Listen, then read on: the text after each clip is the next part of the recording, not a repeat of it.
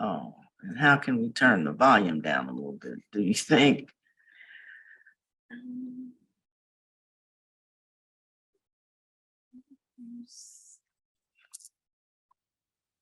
Yeah, thank you.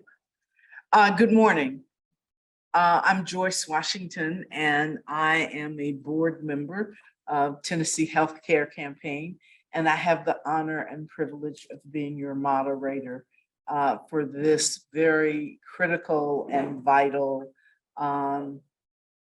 conversation this morning.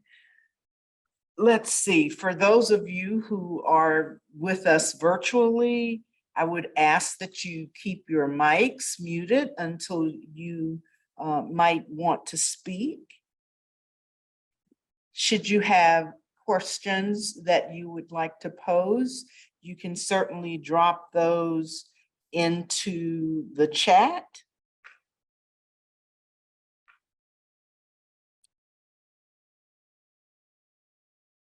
Let's see, I'm just making sure. If anyone is here for CE credits, I need you to sign in if you're with us in person.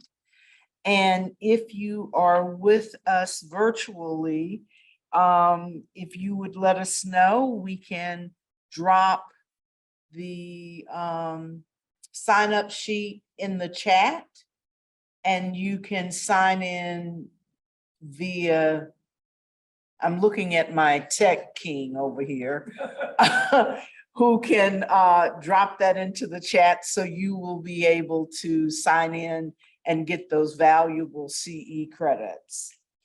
As I indicated, I'm Joyce Washington. I'm a board member. I reside in Northwest Tennessee in Weakley County. And that's a little bit about who I am, and probably way more than you wanted to know. Let's see, we are recording this session today, so just be aware of that. We will save the last 10 minutes of this session for a Q&A. And again, for those of you joining us via Zoom, you can drop your comments and or questions in the chat. If you are taking or in this session for CE credits, you will need to complete the session evaluation. And if you're physically here with us, you should have a paper evaluation form. And if you are joining us virtually and seeking credits, we can drop the evaluation sheet in the chat for you to still be able to do that. Now, I think I've gotten through my housekeeping items. So now we can simply begin to talk about what our session will cover today. This session is maternal health and access to a maternal health care. The objectives for this session are to be able to describe and compare the everyday realities of what it means to have or not have access to maternal health care in Tennessee. We should assess how location, policy, and other social determinants impact access. We'll also have an opportunity to learn about Maternal Infant Health Outreach Worker Program, MAHOW as an acronym, which is a peer-to-peer counseling support system. And our speaker today is the director of that wonderful program. Our speaker is Tonya Elkins. She is an instructor in clinical nursing at Vanderbilt School of Nursing. As I indicated, she is also the director of MAHOW and has been with the organization since 2003. So without any further ado, I'm going to bring up Tonya and let her share about her program with us. Tonya? Thank you. Hello. I am going to tell you right off the bat, I have notes for this presentation on my phone. And so if you see me looking at my phone, it's not to check my texts. It's just to make sure that I'm sharing the important things that I wanted to share with you today. This is hopefully going to be a conversation. And so that does put the burden on you all who are here with us and participating in the chat. And so that we can have a conversation about what it looks like to access maternal health care in Tennessee. I am going to try to adjust the screen so I can show my slides here. And Can you get it? I don't know if I can. Let's see. Here are those. But now I've lost the.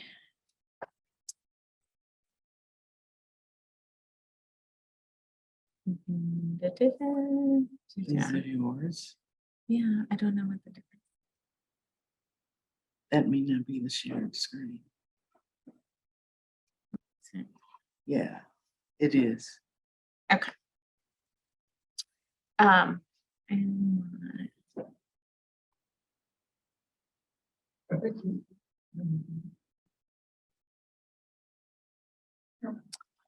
are we good? Great. Okay. So as Joyce said, I am the MyHealth Director and Instructor in Clinical Nursing at Vanderbilt School of Nursing. I teach in a course called Community and Public Health. And so we also deal with healthcare access in that course. And I'm happy to answer any questions about that. A little bit about who I am and why I'm here today. I feel deeply connected to the Tennessee Healthcare Campaign. I myself have roots within the Tennessee Valley here in Tennessee, growing up in Ray County and McMinn County and having lots of family in different places, all in East Tennessee. This is my family here. So I've got two boys who are out of the house currently and in college, and one daughter still at home. I am a social worker and a certified lactation counselor. I am endorsed in infant mental health by the Association for Infant Mental Health in Tennessee. I volunteer with Monroe Harding, who also works to make sure that our young people who are aging out of foster care have the things that they need. And I'm interested in maternal health care specifically because I do have a daughter and a mom and a sister and nieces and other people in this state important to me who are trying to access health care. I'm very interested in breastfeeding, so you'll hear me allude to that. And part of the fetal infant mortality review committee here in Davidson County, and I have no conflicts of interest that I need to disclose today. So let's move on.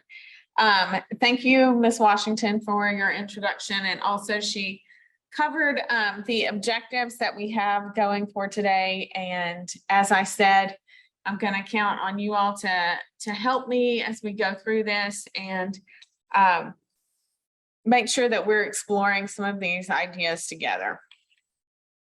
So let's get started. Our context for today, some of the stuff that I'll cover, Ms. Perry also covered when she was talking about maternal health care in Tennessee. And hopefully we won't have too many repeats. But when we talk about maternal health care, we're talking specifically about pregnancy, childbirth, and then postnatal care. And I'm going to talk a little bit about why it's problematic to think about it that way. But maternal mortality in the US, we don't have really high numbers.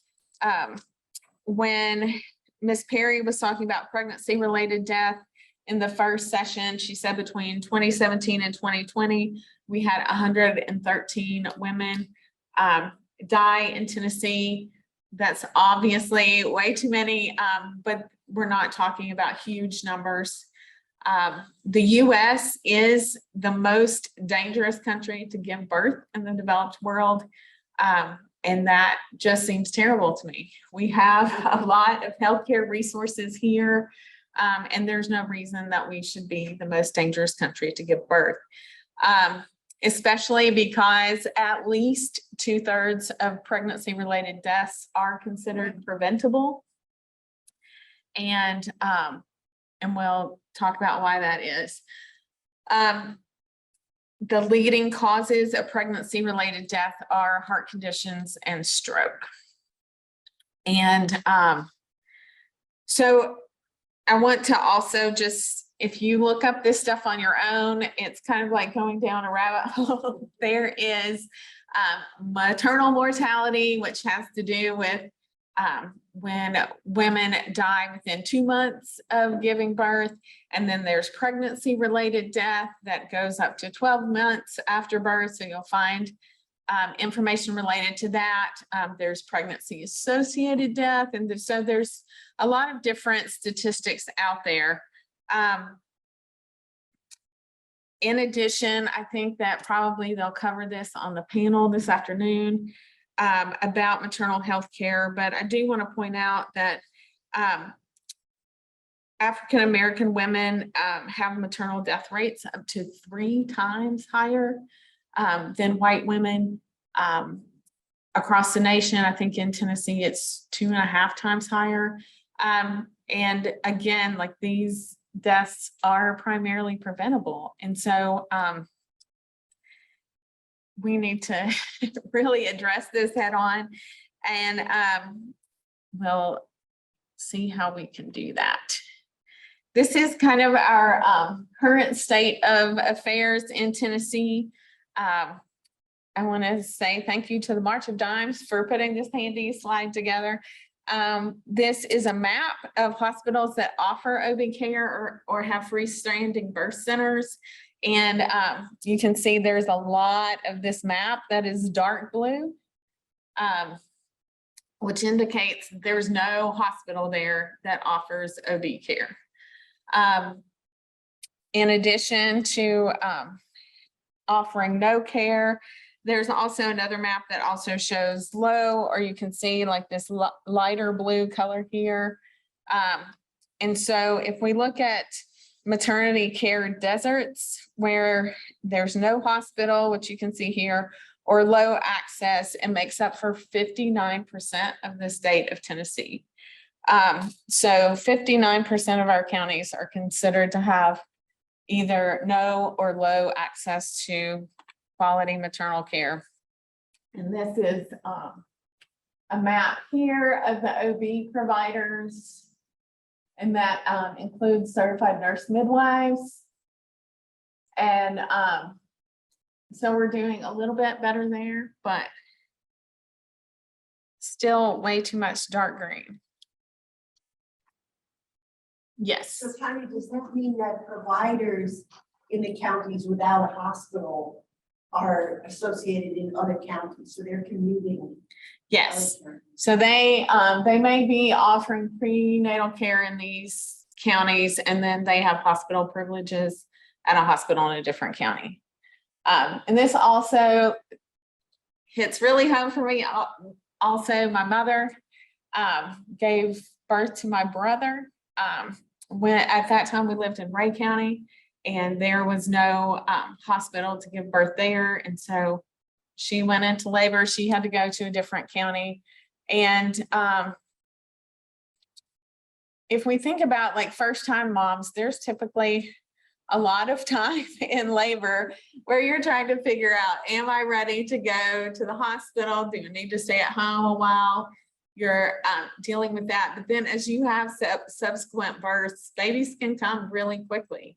And if you're thinking about like, how far do you have to get and what kind of transportation do you have to get there and what arrangements do you need to make for your other children, then having a hospital or birth center close by becomes a lot more important.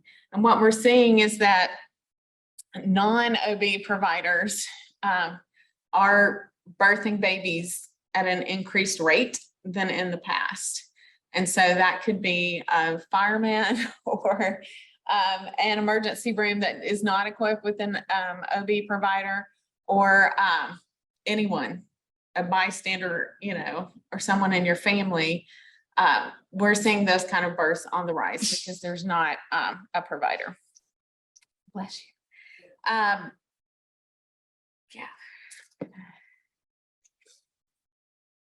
Any other questions or comments? Mm-hmm. I really hesitate to ask, but the trigger law that we have, here we are, pretty much a rural state. 59% of the counties with no hospitals Or low access. or yes. low access. I think there are 30, 35 with no. Yeah. And so just from a healthcare, those things don't make sense to me. I mean, if you're going to mandate that I have to have a baby if I conceive, but what will help me have a healthy baby and a good pregnancy, I don't really have access to. That's one issue. Second issue is I'm an insurance person. And so oftentimes I see things through that lens.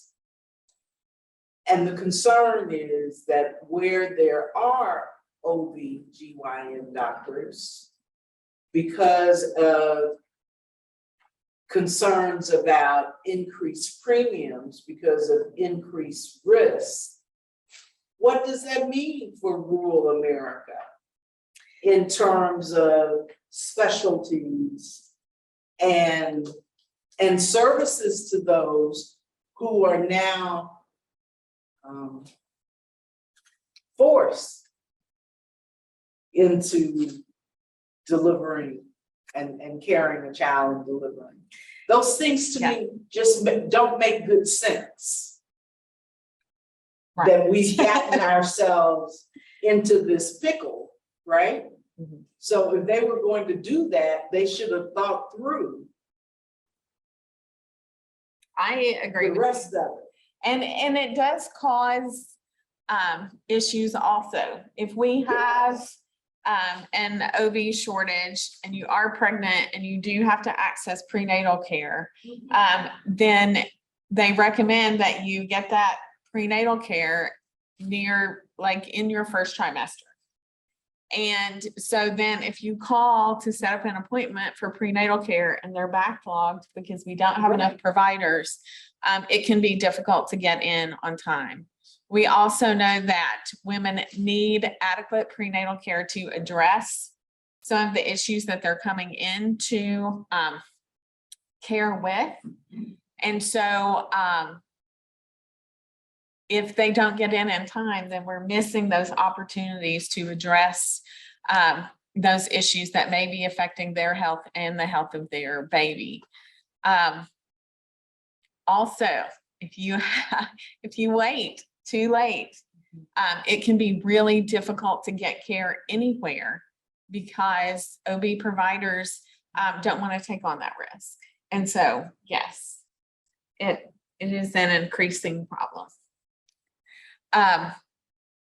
Are you monitoring the chat? Who's monitoring the chat? Okay, good. I just want to make sure because I'm seeing like the numbers pop up here and I want to make sure I'm not missing things. Yep, go ahead. So three of us in the room work on the rural hospital closure committee here, and that you might be thinking about that one too as you talk.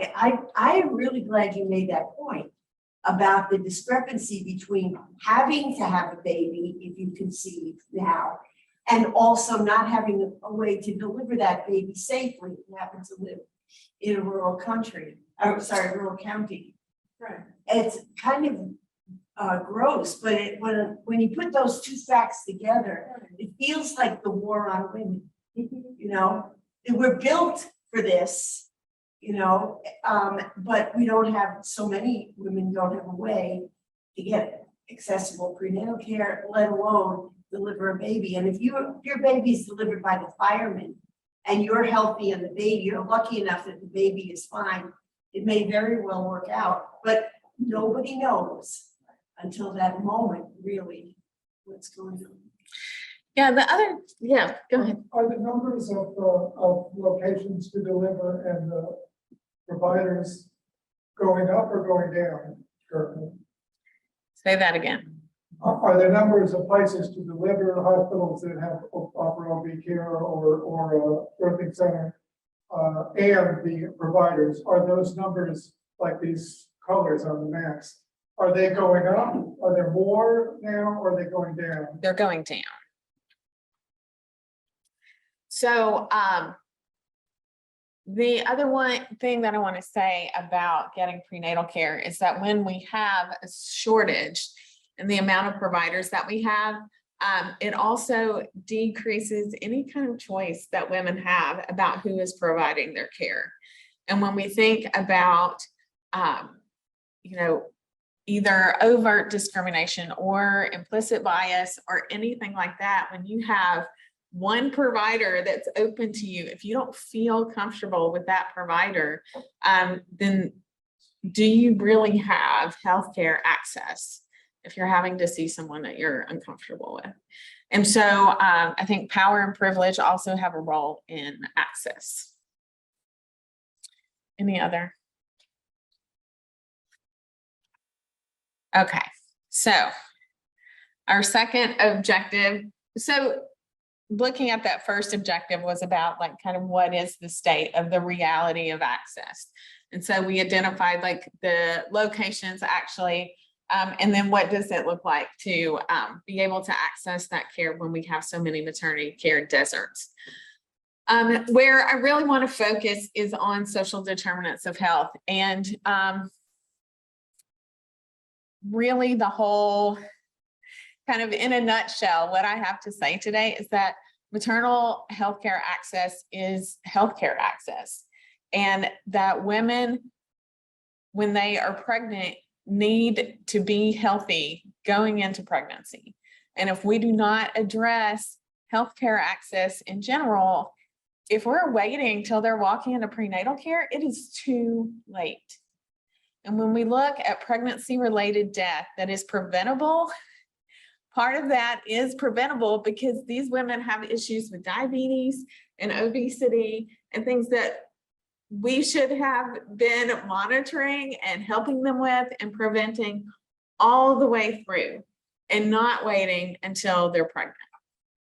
And so when we think about social determinants of health, addressing social determinants of health in Tennessee is what is going to improve healthcare, improve health and healthcare access for everyone.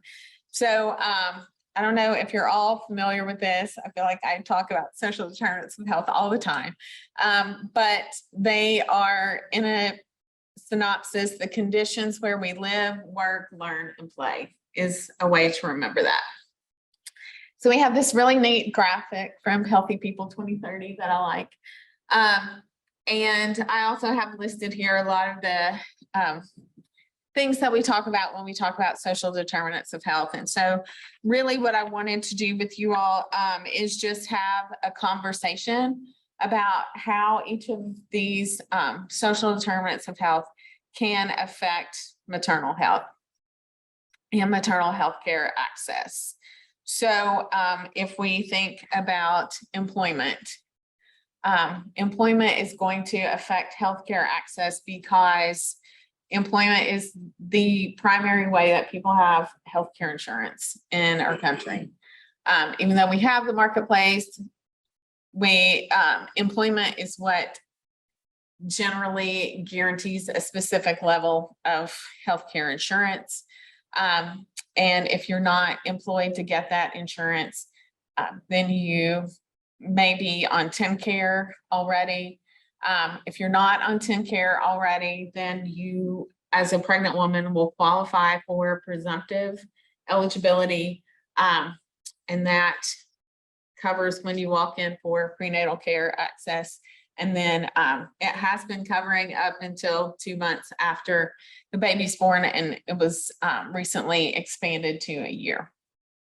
So also we know that about half of births in Tennessee are TennCare covered. And so that's a lot.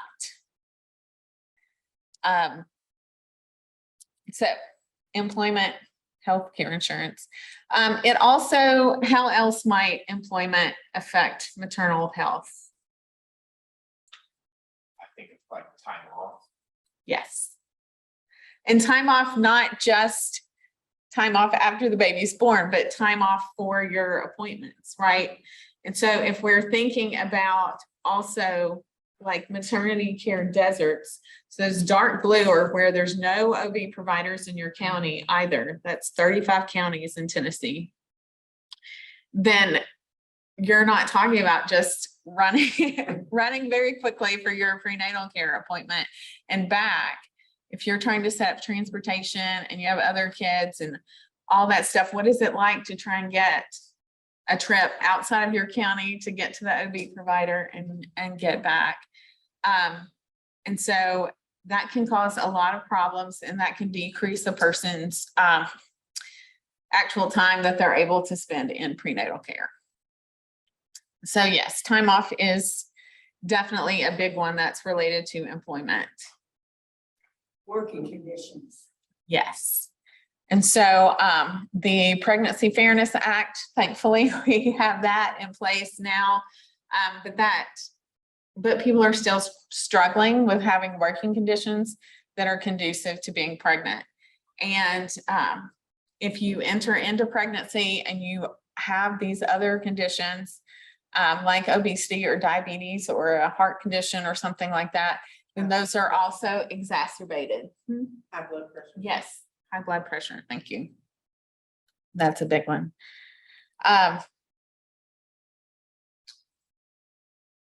So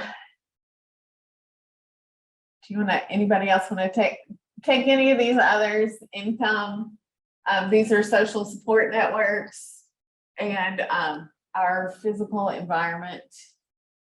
We've covered some of them already, really, in talking about other things. Well, an easy one, I mean, it is that I think about a lot is the safe places to walk. You know, the prenatal providers say exercise. You gotta have a place to do that. You know, you may not have a gym or have the finances for a gym. But a lot of people don't have a safe place to walk. They might live in an urban neighborhood that's not safe, and they might live in a rural area where there are no sidewalks and or near a plant that's polluting the air. There's a lot of, we assume you can just go outside, but a lot of places in our state you can't.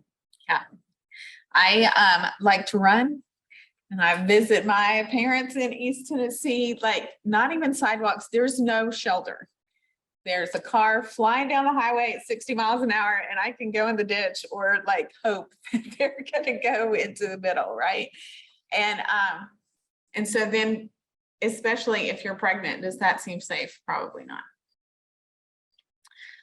What about education?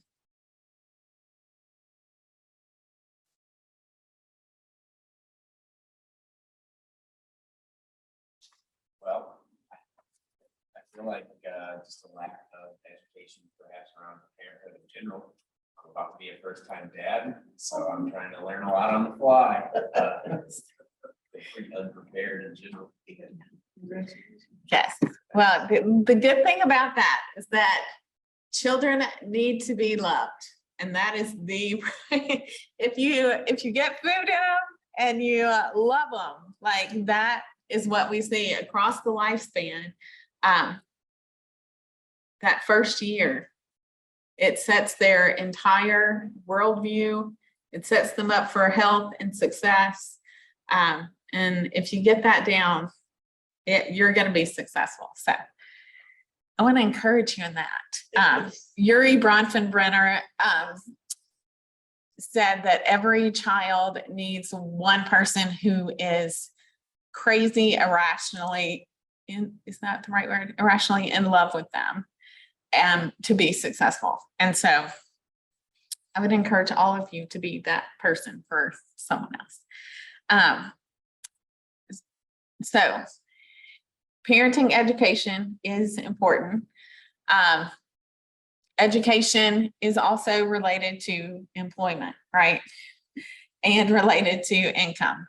And so if you don't have a quality education, you didn't finish your high school education, or you haven't moved beyond that, it's going to affect what kind of job that you can get. And so therefore your insurance or your income. It can also affect your ability to move out of whatever area that you're in, right? And so all of these are kind of related. Kind of going back to the idea of parenting education, though, is health literacy. And so even if you have a choice of OB providers, do you know what questions to ask to figure out which one of them is the better OB provider for you? We also see, Tennessee has a higher C-section rate and induction rate than other places in the country, and definitely places outside of the country. And some of those decisions can be impacted by health literacy. If somebody says to you, you just need to do this, let's move towards the C-section. Do you know the questions to ask to figure out if that's actually the best move for you? And C-section rates can be affected not only by, they can also be affected by the conditions in which you walk into pregnancy. And so if you're at increased risk already of having a poor birth outcome, then you may have increased risk that would lead you to a C-section. But your provider also plays a role. Back to kind of personal life circumstances. I had a pregnancy where the baby was breached, and so I needed to have a C-section. And then with the subsequent pregnancy, the baby was not breached. And in that case, there are a lot of providers that would say, if you already had a C-section once, you need to have one again. And I live in an urban area and I'm on Vanderbilt insurance, and I could go with the nurse midwives who could monitor me and lead me through a vaginal birth after a C-section. But that's not always choices that women have. And so choice plays into your healthcare access. And that money plays into that, and privilege Yes. plays into that. Employment, all of those other things play into choice, access, decisions, all of those things. Yes. And when we're talking about health literacy, like just what is a midwife? Do I want a midwife? And why should I want a And a midwife? doula. Yes. Yes. a Yes. doula. Definitely. And so not only are they available, but what are they? And health literacy also plays into your support system too, because your support system may be saying, I had a C-section, C-section is better, you should just go for it, right? Because our support system didn't always have those things in place either, or science, we're always learning new things and moving towards things. And so where the message might have been before that this was safe, we're learning more now. Years ago, and elective induction was like, people thought that that was okay at 37 weeks and on. And now they're saying like, we don't need to induce. It's not as healthy. We need to wait for at least 39 weeks. And so even that 2-week difference, is a difference between generations, that someone in their support system may say, you know, I was induced at 37 weeks and you're fine. So you should go ahead and request this. And when we think about that map and a shorter of OB providers, then we also need to think about how that changes circumstances of giving birth. And so if a woman goes into labor, she goes through all these like plans that she has in place of trying to get transportation, trying to get to the hospital, all of those things. And she shows up and then it was false labor or she doesn't need to be admitted to the hospital yet. And the providers are trying to send her home. Does she want to go home and go through all of that again, where she just found somebody to take care of her kids while she's gone? She did. I mean, in her mind, she would rather just go ahead and get it done. She's there, right? And providers may also have plans. They may not have a lot of backup to give birth. And so then they may also feel pressured to go ahead and let's just induce and let's let her stay and it'll be fine. But I'm also on this like after birth piece of it where we're trying to get breastfeeding started. And we know that when we have C-sections and we have these other things going on, it's harder for a woman's body to get started breastfeeding. And so we really want to create optimal conditions if we can. I just wanted to build one more time on Joyce's point about health literacy, because when you get to the hospital and something is not the way you thought it was going to be, if you don't have the language to advocate for yourself, you may be alone, or you may be with someone else who doesn't have the language. It's really hard. You know what you want, but you don't, they're speaking really in a different language. You know, there are all these terms like induction and lactation, things like that, that everybody is not familiar with. Again, that's where the literacy comes in too. It's like you have to get educated in a whole, it's like starting French or something, how to use these words and know what they mean. And Yeah. also, if there's a presumption that a woman has a support system. Yeah. Right. She may not have a support system, or may not have a support system that is safe and healthy and supportive. There may be a system, but it may be none of those things, right?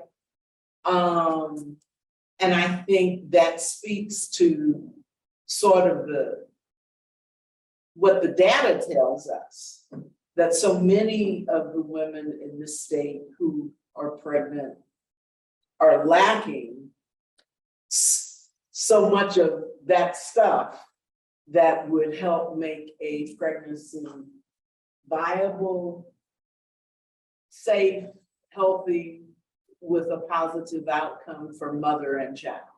Yes. And that is where we're headed. Okay. Yes, thank you for that transition. Before you move on, I'm sorry to interrupt. I did want to point out that in Gaylord did mention in the chat a journal of perinatology, and that perinatal health affects community health. I don't know if that was something she wanted to come off mute and elaborate on, but just pointing that out there that was mentioned in the chat. Thank you. Yes, perinatal health affects community health. And that,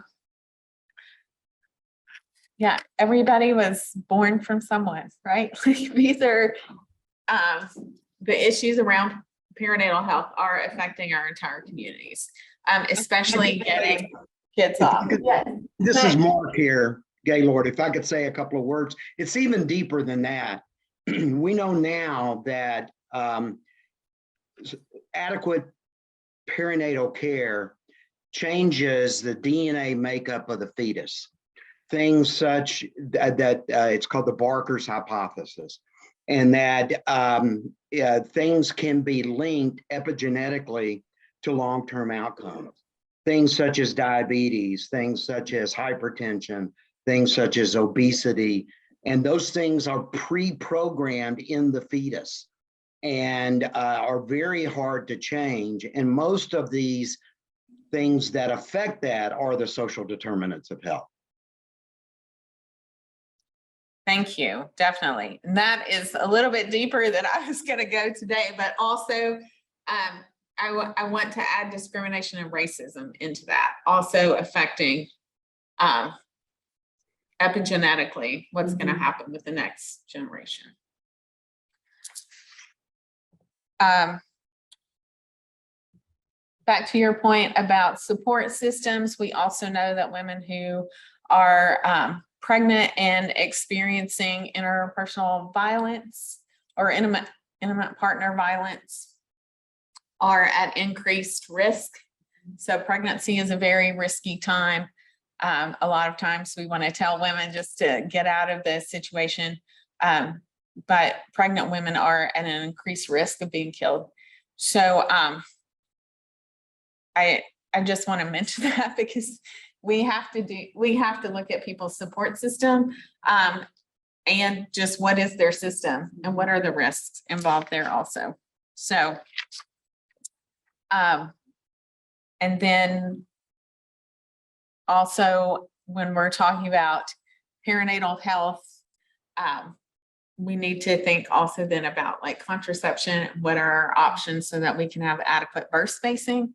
And so when we look at social determinants of health and insurance and things like that, also, there are issues about having access to your preferred contraceptive method. And a lot of fear with things that have been going on lately about whether birth control options are going to be available. So, anything? I'm gonna keep moving. So Tennessee has done some things to reduce barriers. And so I do want to mention those quickly. We talked about some of those already.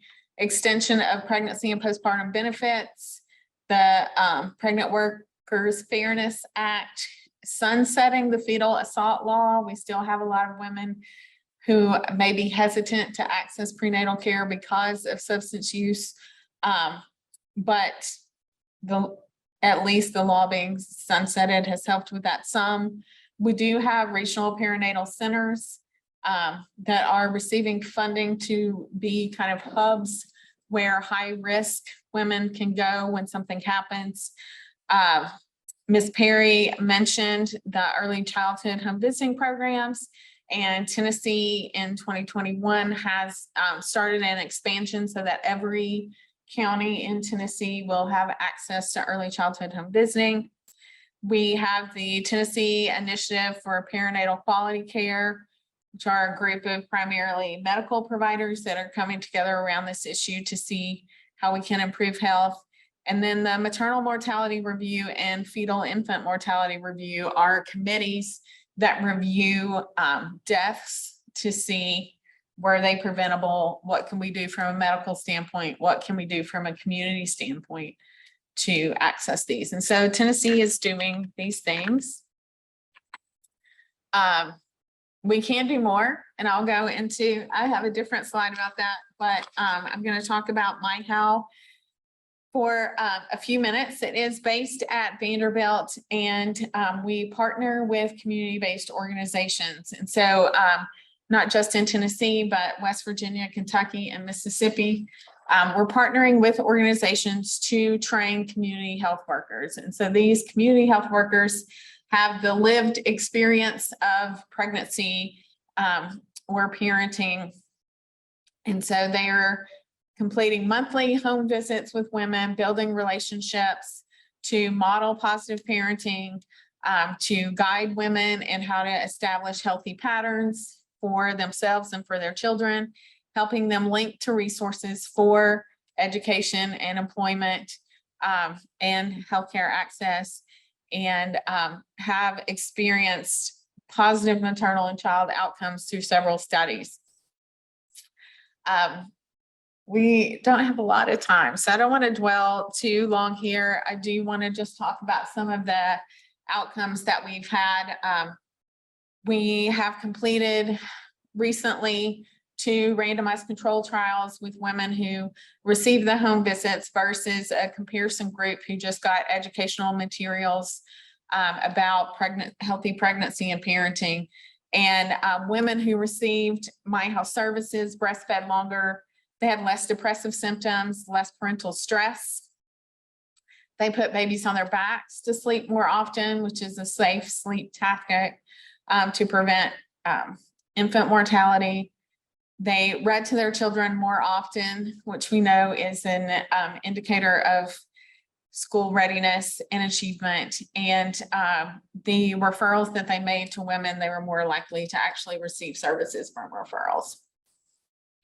So I want to just focus a little bit here on the less depressive symptoms and less parental stress, because we haven't really talked about links between maternal health care and mental health. But like I said, the first few months, first year of a baby's life are extremely important. And it's also extremely important for that baby that mom is equipped to be able to care for that child in that, you know, crazy over the top, I love you kind of manner. And when mom is dealing with past trauma or depressive symptoms, a lot of parental stress, it leaves her less equipped to be able to offer those things to her baby. So what we need is that, what we know is that moms need support. And so any support that we can give to mothers during that time through their support systems, through the mental health system is important to help them be able to work through all of those issues. Some of those are hormone issues, of whether their body's returning to their normal state, and some of it is dealing with past issues that maybe that they haven't been able to tackle up to that point. But we know that to have successful children, parents need support. And so I want to go back to what you said about doulas. And we know also that doulas, there are lots of different kinds of doulas, but they can offer that support prenatally sometimes, but definitely during the birth and for a little bit afterwards. And then community health workers can also offer a great deal of support. So trying to get us out of here on time. What do we need in Tennessee? I should also say that the pictures in this presentation are like people that I know with their children, and I'm excited. This is an intern that I had who lives in Memphis.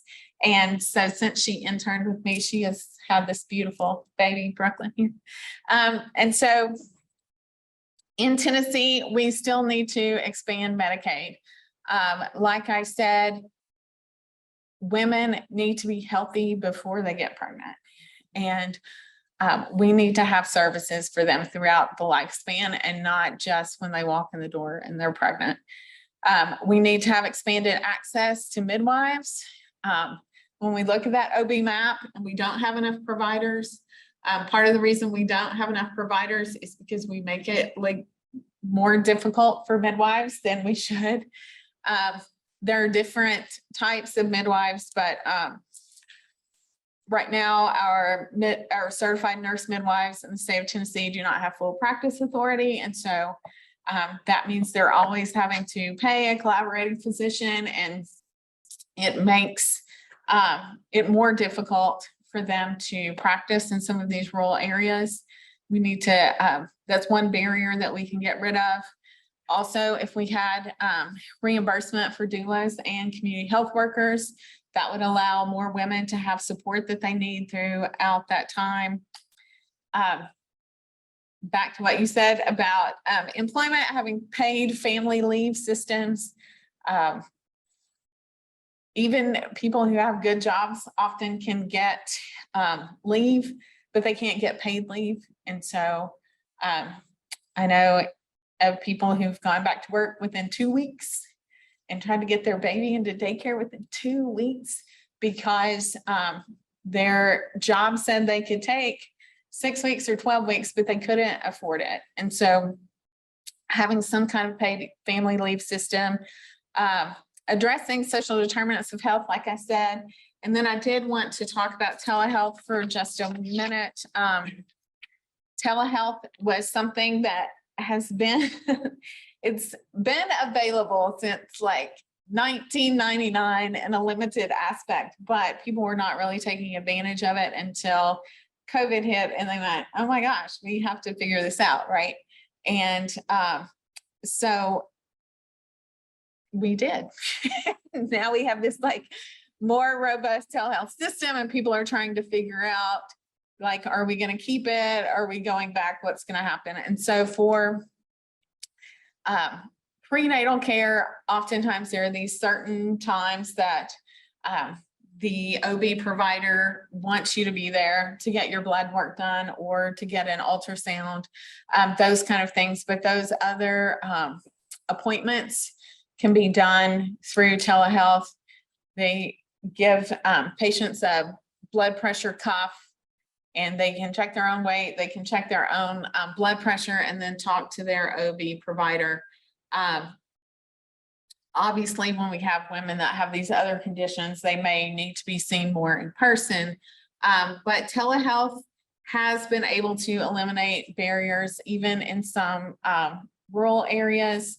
There are issues with bandwidth, and whereas in some urban areas, or if you have good Wi-Fi access, you may be able to access telehealth from your home.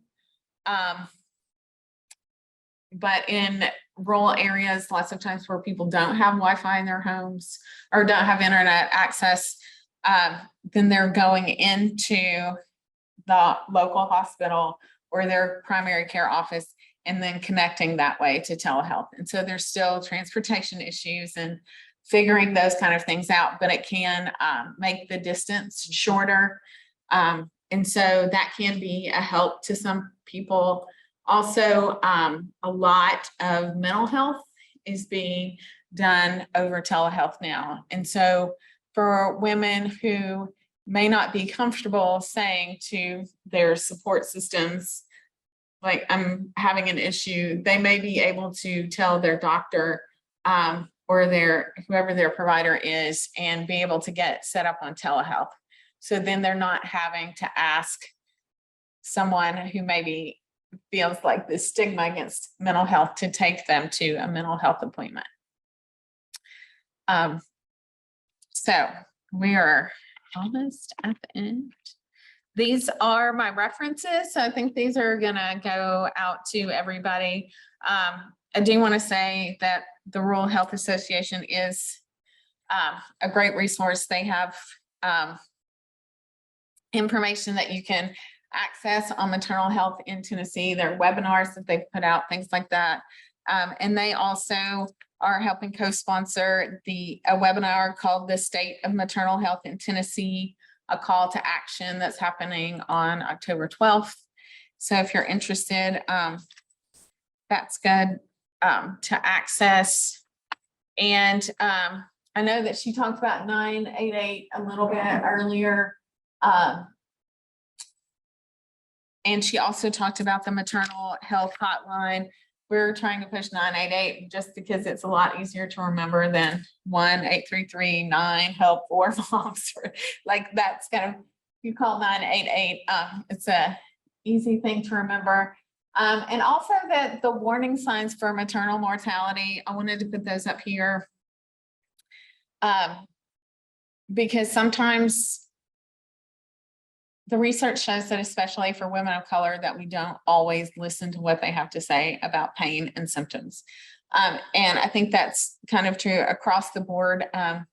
But I just wanted to say, like, listen to people, pay attention, and try and encourage them to talk to their healthcare providers about what they're feeling. One of the warning signs is overwhelming tiredness, right? And so we give birth, we're not getting sleep, we are tired. But if somebody tells us that, we don't need to just say, oh yeah, well, you're always gonna be tired. Like, we need to like pay attention and think about like, is this a sign? We need to listen to women and see what else is going on with them. So we have a couple minutes for questions or comments. Yes. Kind of this last slide, I've never seen that before. But I'm just thinking about with community health workers in general. That it's a beautiful slide, it's easy to understand, it makes sense. And it pushes, as you just said, the idea of listening. If somebody says something's going on, you gotta listen and listen deeply. So where is that available? I got it from the CDC. So there's cdc.gov, they have a campaign called Hear Her. And so if you just Google that, you can find these. That is another thing that I want to say about doulas and community health workers. You know, if the community health workers are getting in there and forming relationships with these women, they see them, they talk to them a lot more than their healthcare provider is seeing them, and they are more likely to know when something is off. And so they're not medical care providers, so they can't look at the swelling and say, this is within the normal range or not within the normal range, but they can encourage the woman, let's go ahead and call and find out. And I've been really surprised by the number of people I meet who are pregnant, who are hesitant to call their healthcare provider because they don't want to bother them. And so just that kind of goes back to like power and privilege, and just thinking about like, this is your healthcare provider. It's fine to give them a call and say, my ankles are swelling. I don't know if this is normal or not. And that people don't need to be afraid to do that. They should be able to always call and feel confident that they will get a call back, someone paying attention to what they're asking. Yes, were you? Oh, sorry, I thought you were.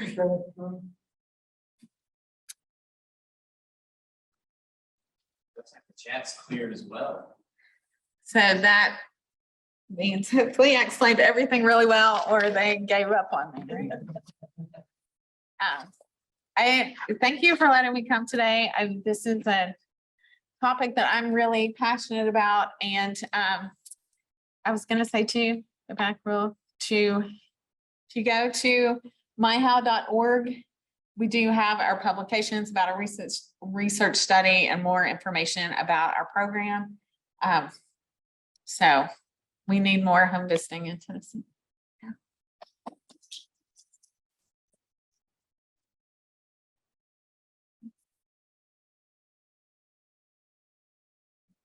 Is the chat still clear, Joe? 11:30. Okay, if there are no further comments or questions and all minds and hearts are clear, this will conclude this session. Thank you so much to those of you in our virtual environment, as well as those of you in our physical environment. We appreciate you taking the time to participate with us today. Have an awesome afternoon. Thank you.